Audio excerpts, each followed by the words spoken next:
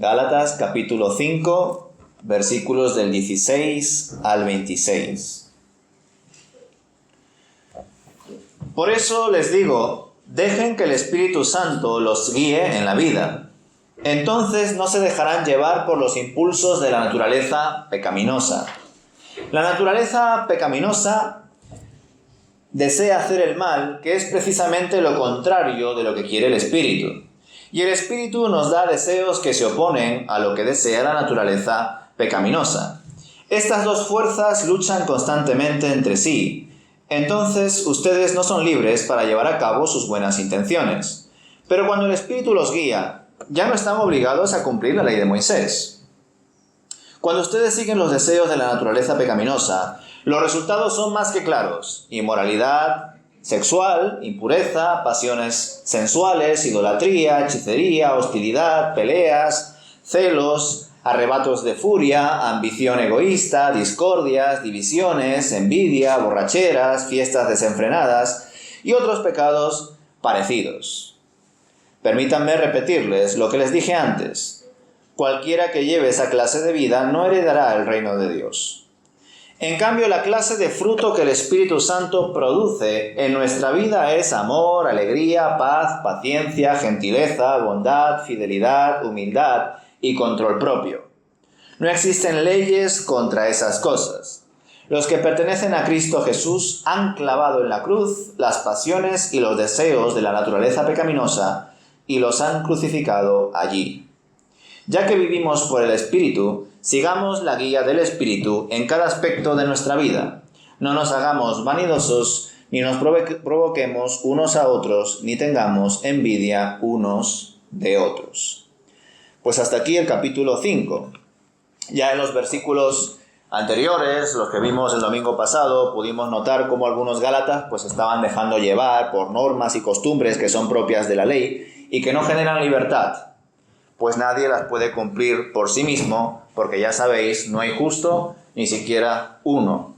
Sin embargo, como vimos también la semana pasada, todo eso no quita que debamos amar a nuestro prójimo como a nosotros mismos, y desde luego en ese saludable amor está implícito el amor a Dios primero por encima de todas las cosas. Solo con esos dos pilares fijos en nuestras vidas se cumple de verdad toda la ley, y ese cumplimiento ciertamente solamente lo obtuvo Cristo. Pero todo no acaba ahí. Él nos hace partícipes de ese cumplimiento al darnos su Santo Espíritu, el cual nos guía y santifica para ser cada vez más perfectos como Él es perfecto, para ser cada vez más santos como Él es santo.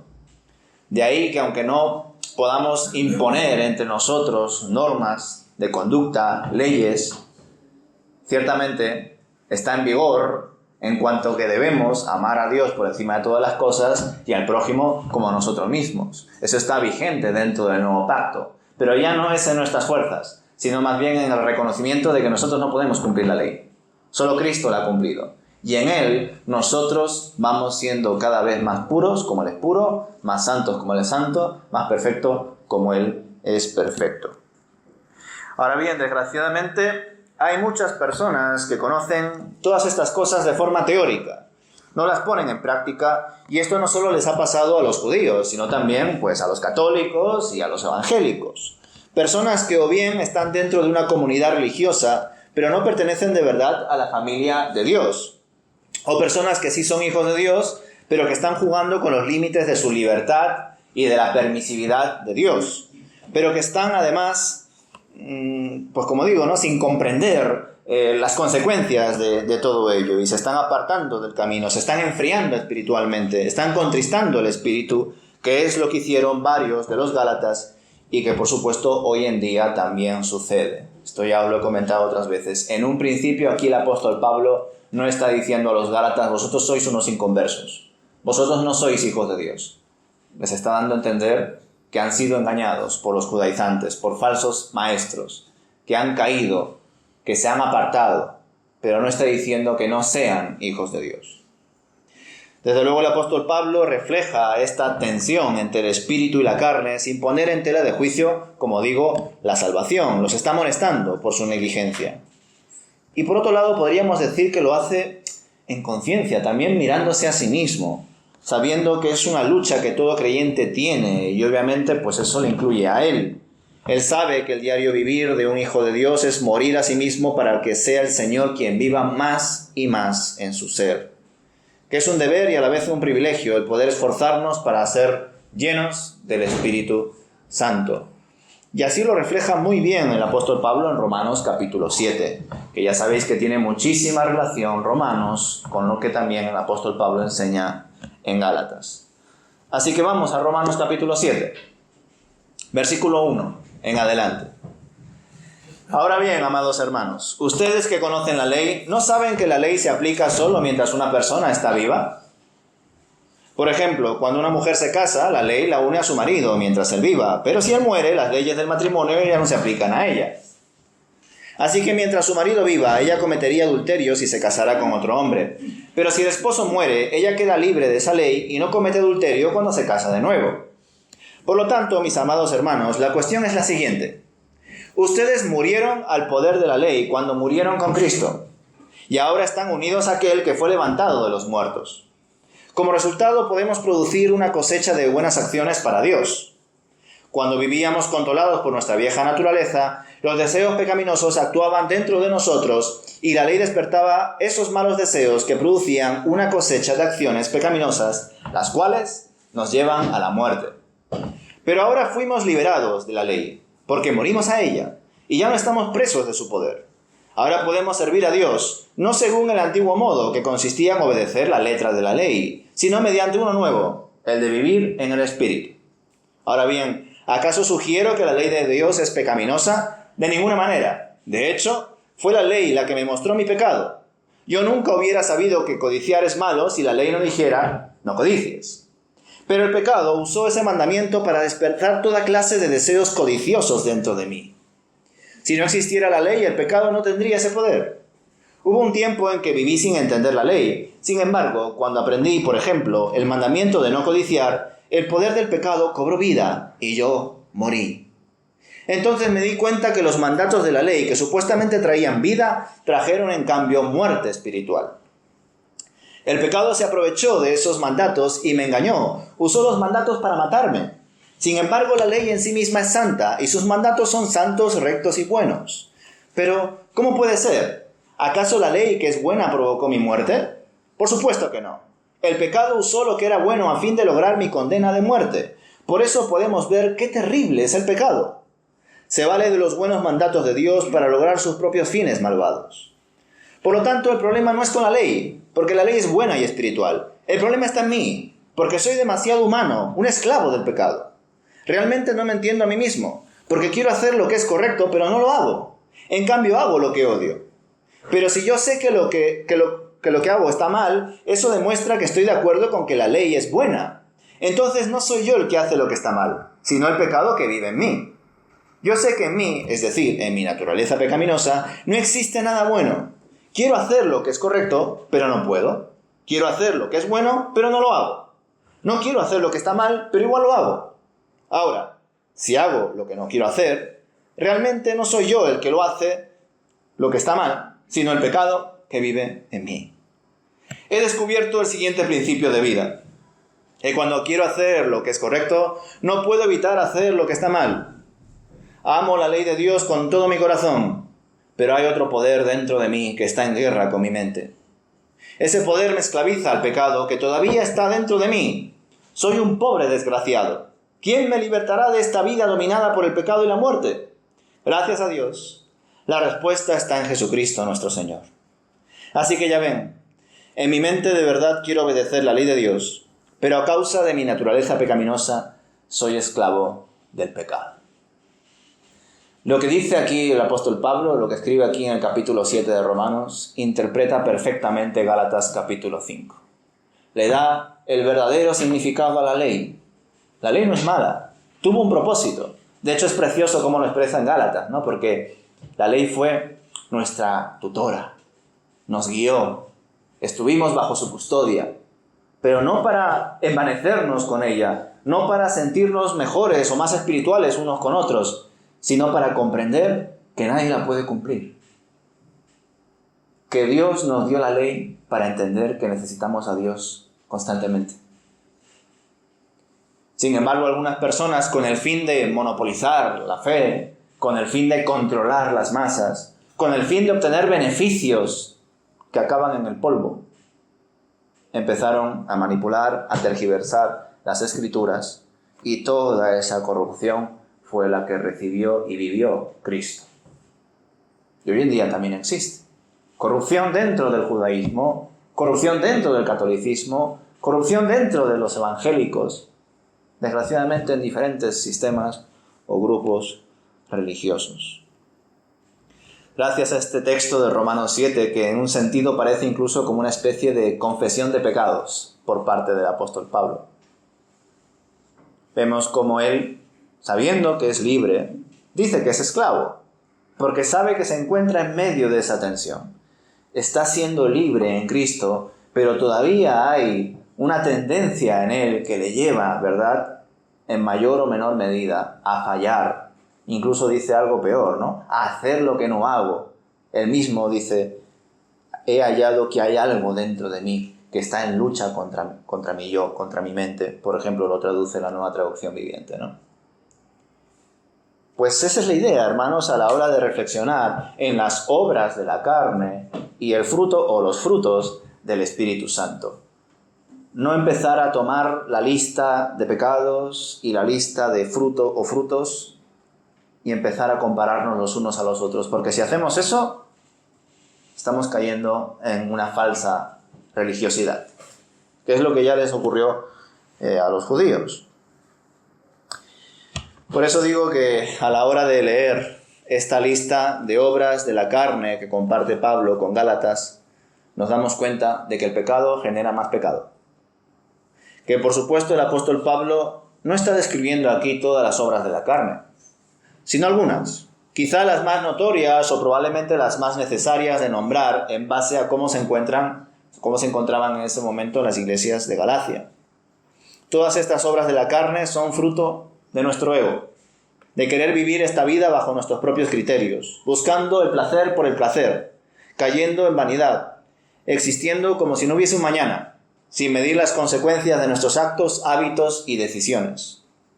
Y nada de ello es apto para una persona que al ser hijo de Dios necesita estar en comunión con su Creador, pero que por diversas situaciones, distracciones, no es capaz de comprender que esa es su necesidad verdadera, que todo ser humano creado a imagen y semejanza de Dios debe estar en comunión con Dios.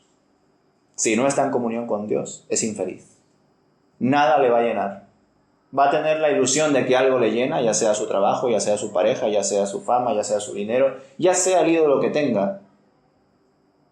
Nada de eso va a ocupar el espacio, el hueco que deja Dios en nuestro corazón cuando estamos sin Él. Indudablemente, el fruto del Espíritu es el resultado de desarrollar una vida en el Señor. Dicho fruto no está formado solo por lo que describe el apóstol aquí, pues el apóstol es propenso a mencionar listas de dones, ministerios, pecados, con el fin de dar una representación y no una descripción concreta y cerrada. Al menos eso es lo que yo entiendo a la hora de leer las diferentes listas que el apóstol Pablo comparte en las diferentes cartas que escribe. Que él no está siendo exhaustivo, ni está creando una restricción. Estos son los únicos dones. Estos son los únicos frutos. Estos son los únicos pecados por los cuales, si los cometes, no heredarás el reino de Dios. Todo pecado que no sea limpiado, perdonado en Cristo, impedirá que heredes el reino de Dios. No solamente los que menciona aquí el apóstol Pablo. Ahora bien, la pregunta es, en cuanto al asunto de las obras de la carne y el fruto o los frutos del Espíritu Santo, ¿es fruto o frutos? ¿Hay alguno que piensa que pueda ser frutos y no fruto? Yo creo que puede ser los frutos del fruto. Muy bien, una buena aplicación. Podríamos reflexionar en las implicaciones que tienen cada uno de los frutos que describe aquí el apóstol Pablo, o el fruto del Espíritu Santo, pero me parece más relevante reflexionar en que estos frutos, o este fruto, no son permanentes en esta vida. Más que nada por si alguno no lo ha pensado, no lo sé. Lo siento si a algún hermano le hago spoiler o le arruino la sorpresa o el final, pero la vida del creyente en este mundo, hermanos, está llena de altibajos. Pasamos por diversas etapas y no siempre estamos en plena comunión con el Señor. Y en buena parte creo que eso está dentro del plan de Dios para este tiempo, para que no caigamos en orgullo. Pensadlo. ¿Cómo seríamos los creyentes si tuviésemos alguna forma de medir nuestra espiritualidad? Por ejemplo, modo batería. Oye, ¿tú cuánto tienes? Yo estoy al 50% de espiritualidad. ¿Y tú? Yo todavía al 42% lleno del Espíritu. Pero he escuchado que el hermano que está allí está al 84%. ¿Os imagináis que fuese así? O modo cromos. Oye, ¿tú qué frutos tienes ya en tu vida? Pues mira, tengo bondad, amor y fe. Pero me falta mansedumbre, templanza, gozo, paz y paciencia. Y es que no puedo esperar más. Quiero tenerlos también. ¿Os imagináis que fuese así? No tiene sentido, ¿verdad? De hecho, si lo pensáis, hay frutos, que tienen mucha relación con otros. Siempre y cuando queramos verlos de forma individual. Claro, yo prefiero verlos como un todo. Yo prefiero decir fruto y no frutos. Y luego veréis por qué. Pero bueno, os comparto esta idea. ¿Creéis que una persona que no tiene paciencia puede tener paz? ¿O que una persona que no tiene paz tenga mansedumbre? Pues desde luego que no, yo al menos así lo creo, ¿no? Es ilógico. Y no solo eso, sino que en momentos concretos de nuestra vida podemos experimentar una paz que invada nuestro ser de forma incomprensible. O podamos ver otros frutos en nuestra vida y eso no significa que una vez se haya conseguido, pues sale, check, uno menos.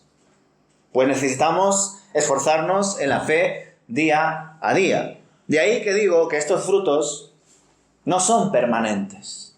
Una vez conseguidos, si es que los estamos consiguiendo, no se quedan ahí intactos y vamos a por más. ¿Por qué? Porque nuestra vida como creyentes está llena de altibajos. A veces podemos experimentar una mayor comunión con Dios, en base a experiencias, emociones, en base también a nuestro estudio, nuestra reflexión de la palabra, pero luego podemos experimentar, vamos a decir, pues, incertidumbre, dudas, pruebas.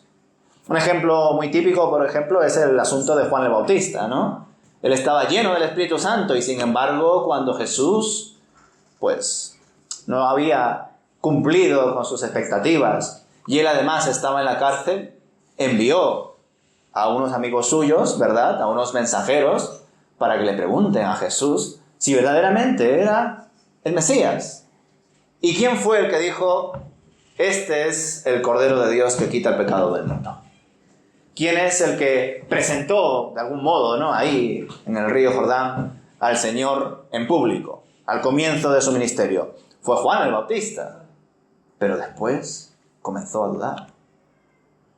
Si os gusta indagar en el asunto de la llenura del Espíritu Santo, aparte por supuesto de Efesios, donde el apóstol Pablo nos enseña que la llenura del Espíritu no solamente es un acontecimiento de Dios en nuestra vida, que Él lo hace cuando Él quiera porque es soberano, sino que también es un deber nuestro, ser llenos del Espíritu Santo, imperativo. Es vuestro deber ser llenos del Espíritu Santo.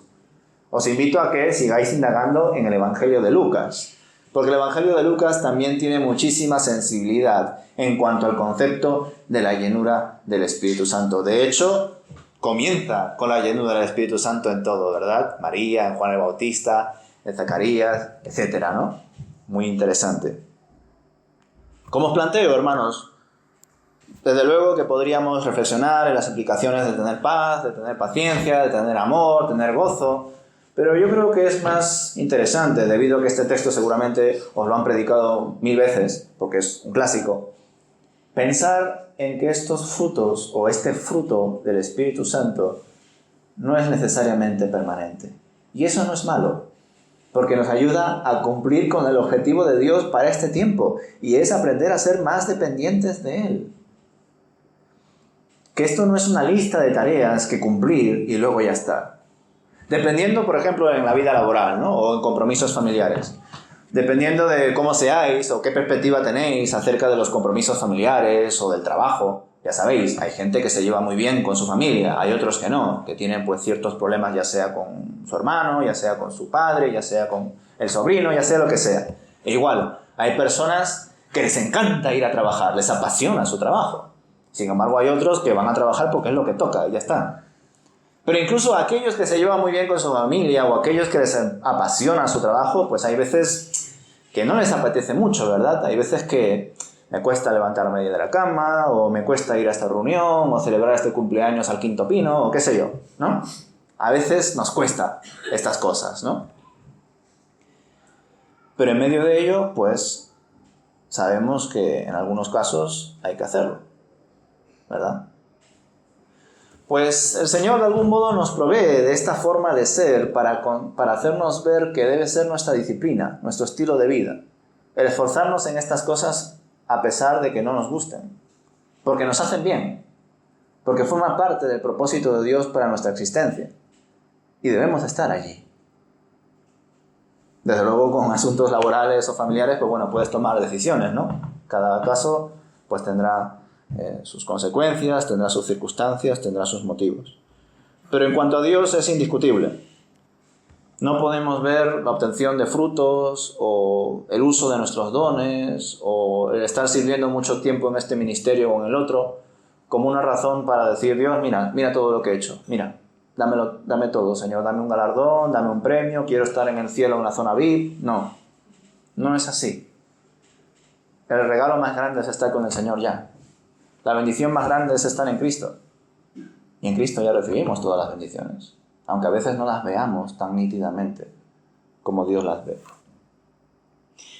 El crecer y el madurar en la fe no es una mera obligación, es un estilo de vida que nos debe motivar a continuar con la carrera, porque sabemos que obtendremos la victoria, que no estamos solos, que el Señor está con nosotros, que el Señor nos ha dado su Espíritu.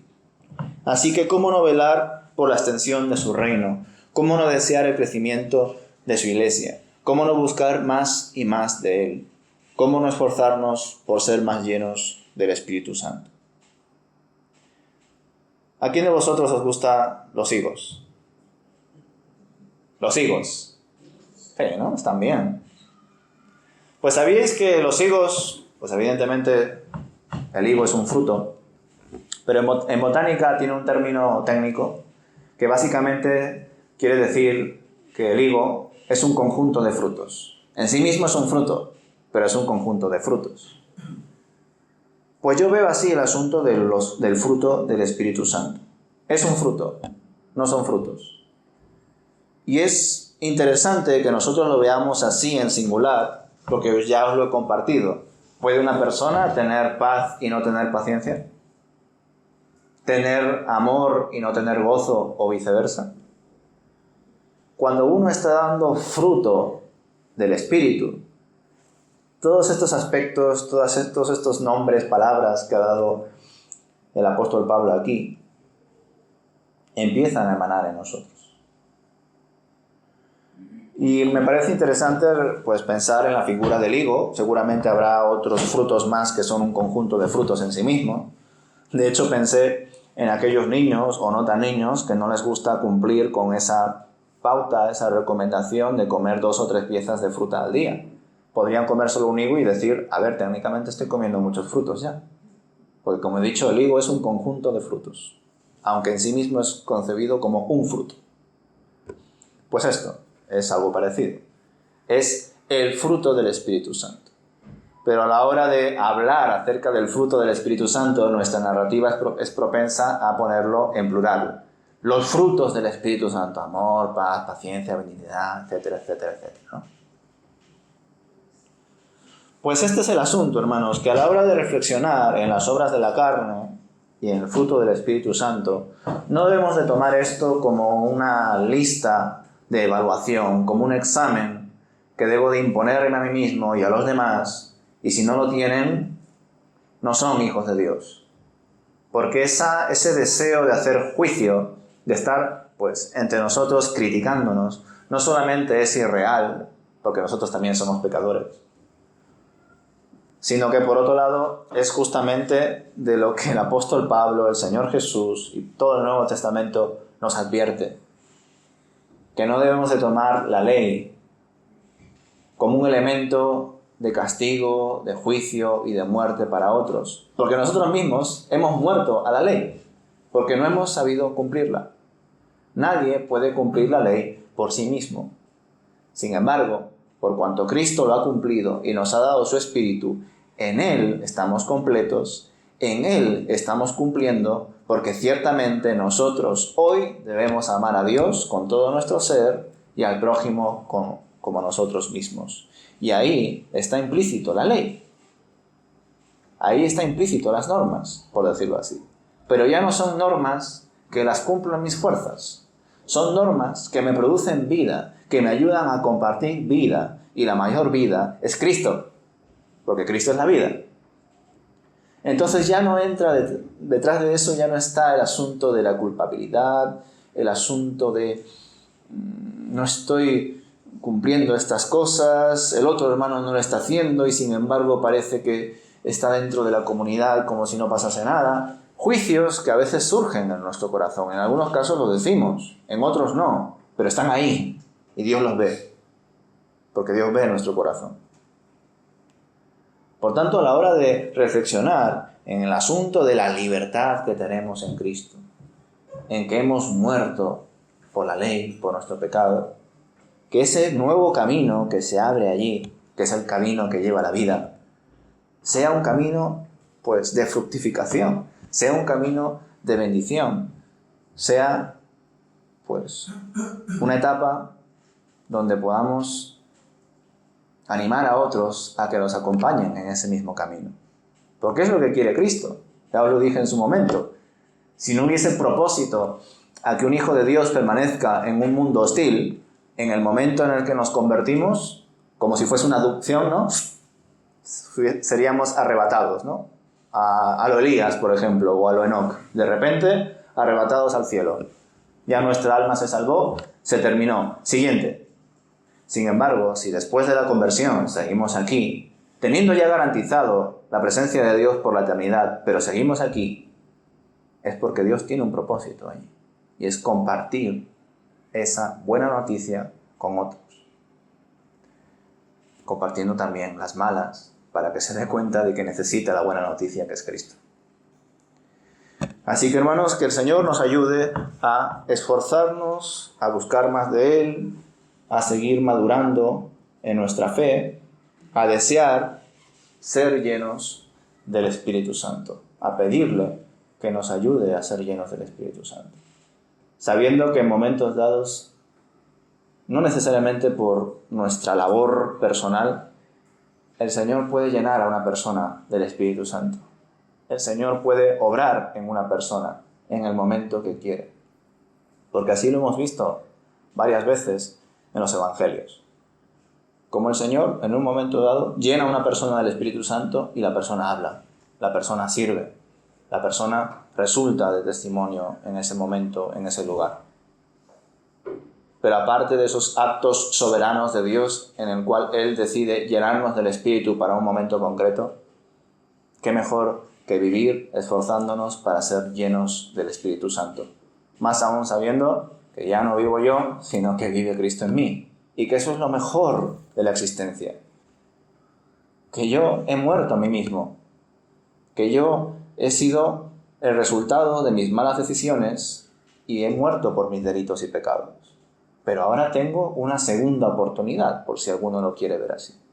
Pero ya no es una segunda oportunidad para que yo haga lo que quiera y vuelva a morir otra vez. Sería absurdo, ¿no? Sería hasta cruel que Dios nos dé una nueva vida para morir otra vez. ¿Verdad? Pero Dios no es así. Él no es sádico ni cruel. Él nos da una nueva vida para que vivamos en Él.